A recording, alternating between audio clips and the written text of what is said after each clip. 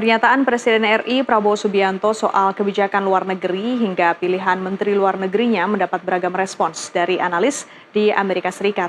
Sebagian melihat akan ada reorientasi kebijakan untuk lebih bersikap global. Tapi bagaimana Indonesia di bawah Prabowo menghadapi rivalitas Amerika Serikat-Tiongkok? Selengkapnya ikuti laporan tim VOA berikut ini. Dalam pidato setelah pelantikannya sebagai Presiden Republik Indonesia, Prabowo Subianto menekankan prinsip kebijakan luar negerinya tetap bebas aktif dan non-blok. We want to be the good neighbor. Kita ingin menganut filosofi kuno.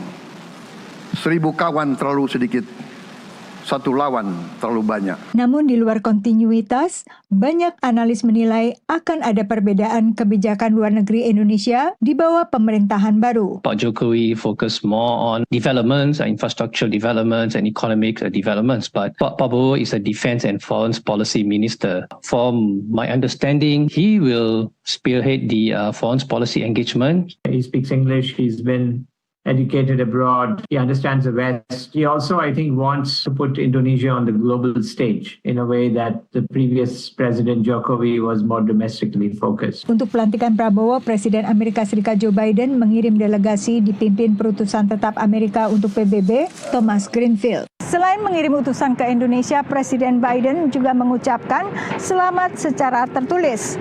Biden kembali menekankan kedekatan kedua negara sebagai sesama negara demokrasi dan tekad memperkuat kemitraan strategis komprehensif antara kedua negara di saat hubungan diplomatik Indonesia-Amerika Serikat sudah berjalan selama 75 tahun. Analis tak melihat banyak perbedaan dalam sikap Amerika Serikat terhadap Indonesia, siapapun yang menjadi Presiden Republik Indonesia. Basically, the United States, although it talks the language of values, it really has actually a very strategic foreign policy. It's focused at the moment in Asia, it's focused on rolling back China's influence. Right. So the US-China dynamic plays a key role in terms of how Indonesia views challenges and opportunities in its immediate region. And we've already seen some remarks from President Prabowo about how he views US-China tensions.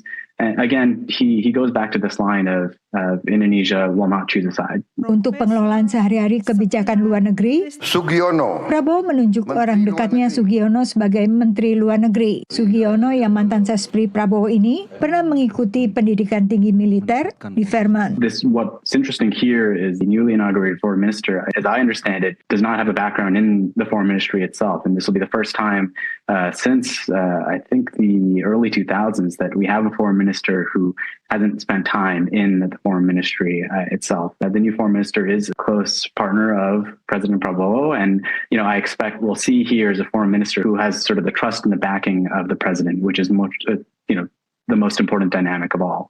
Sebelum resmi dilantik, Prabowo telah berkunjung ke Tiongkok dan Rusia, namun belum ke Amerika. Usai dilantik, ia dijadwalkan menghadiri KTT APEC di Peru dan KTT G20 di Brazil. Dua-duanya pada November.